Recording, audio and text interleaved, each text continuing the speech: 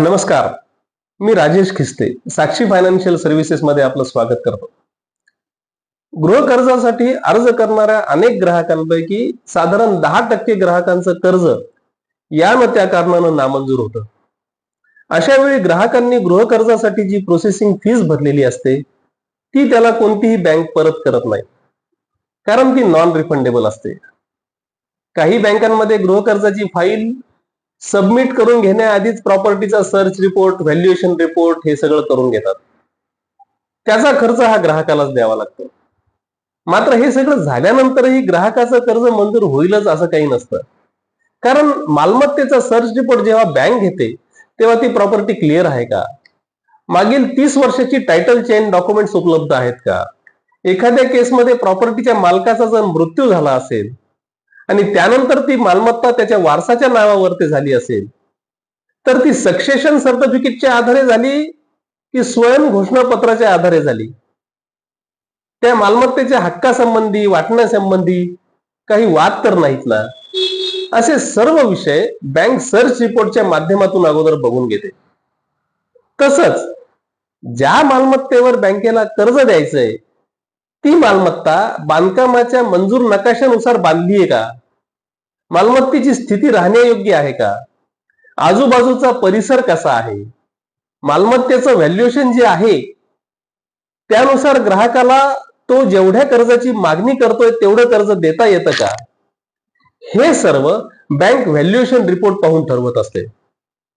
हे झालं search report आणि व्हॅल्युएशनच्या बाबतीत. ग्राहकाकडून बँक आधार कार्ड, पॅन कार्ड, उत्पन्नाचे कागदपत्र, बँक स्टेटमेंट हे सगळंच घेत असते.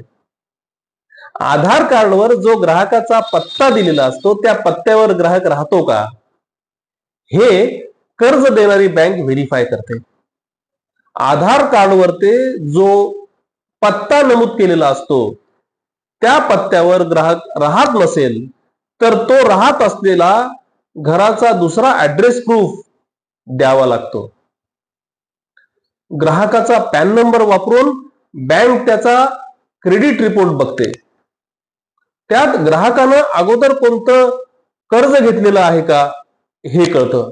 त्या कर्जाचं रिपेमेंट त्यानं कसं केलंय हे देखील क्रेडिट स्कोअर पाहून कळतं. उत्पन्नाचे पेपर्स आणि बँक स्टेटमेंट पाहून संबंधित ग्राहकाला आपल्याला किती कर्ज देता येईल हे बँक पाहते. सर्च रिपोर्ट म्हणजे लीगल व्हेरिफिकेशन, व्हॅल्युएशन म्हणजे टेक्निकल व्हेरिफिकेशन, पॅन कार्ड, आधार कार्ड, उत्पन्नाचे कागदपत्र, बँक स्टेटमेंट या कागदपत्रावरून क्रेडिट व्हेरिफिकेशन होतं. हे सर्व व्हेरिफिकेशन झाल्यानंतर संबंधित ग्राहकाला कर्ज द्यायचं की नाही हे बँक ठरवते.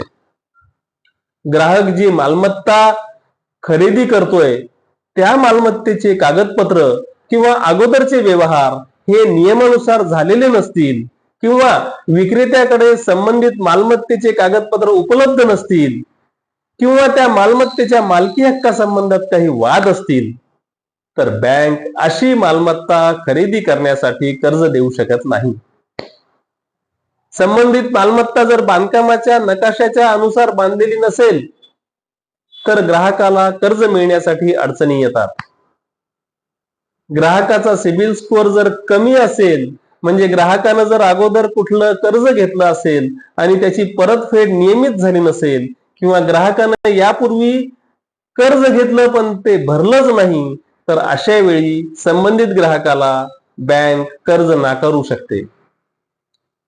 बऱ्याच वेळा काय होतं की बहुतांश जण आपल्या एखाद्या नातेवाईकाला, मित्राला, शेजाऱ्याला त्याच्या कर्जासाठी जामीन राहतात, त्याची गॅरंटी घेतात आणि समोरचा व्यक्ती त्याचं कर्ज फेडतच नाही, बुडवतो. अशा वेळी त्या व्यक्तीच्या गॅरंटरच्या क्रेडिट स्कोअरवर देखील परिणाम होतो.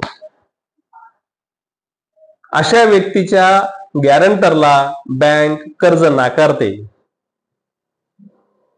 तर मित्रांनो, गृह कर्ज किंवा कोणतंही कर्ज घेण्याआधी मी सांगितलेल्या या गोष्टींचा विचार अवश्य केला पाहिजे. साक्षी फायनान्शियल सर्व्हिसेसच्या माध्यमातून जे ग्राहक गृह कर्ज किंवा कोणत्याही कर्जासाठी बँकेमध्ये अर्ज करतात अशा बँकांचे legal papers, technical papers, income papers, त्याचा क्रेडिट स्कोअर हा आम्ही अगोदरच चेक करतो. त्याला बँकेमध्ये येणाऱ्या सर्व अडचणी आम्ही अगोदरच दूर करतो. ग्राहक जर डायरेक्ट बँकेत आपल्या कर्जाची फाईल घेऊन गेला तर त्याला प्रोसेसिंग फी अगोदर भरावी लागते. लीगल आणि टेक्निकलची फीस देखील अगोदरच भरावी लागते. आणि त्यानंतर काही प्रॉब्लेम आला तर ती फाईल रिजेक्ट होते. ग्राहकानं केलेला सगळा खर्च वाया जातो, वेळ वाया जातो, भरलेली प्रोसेसिंग फीसची रक्कम त्याला परत मिळत नाही. पण आमच्या ग्राहकाचं असं होत नाही, कारण आम्ही हे व्हेरिफिकेशन कर्जाची फाईल बँकेत दाखल करण्याआधीच करतो आणि ग्राहकाला त्यासाठी कोणत्याही प्रकारचे अतिरिक्त शुल्क भरावे लागत नाही. त्यामुळे तुमचं गृहकर्ज असो, तारण कर्ज असो, पर्सनल लोन असो, कार लोन असो, कुठल्याही कर्जाच्या माहितीसाठी साक्षी फायनान्शियल सर्व्हिसेसच्या ऑफिसला भेट द्या. आमच्या सोबत चर्चा करा. हा व्हिडिओ आवडला असेल तर अवश्य लाईक करा, भरपूर शेअर करा. ह्या व्हिडिओ बाबतचं तुमचं मत खाली दिलेल्या कॉमेंट बॉक्समध्ये अवश्य नोंदवा आणि आमचं चॅनल सबस्क्राईब करायला विसरू नका. धन्यवाद.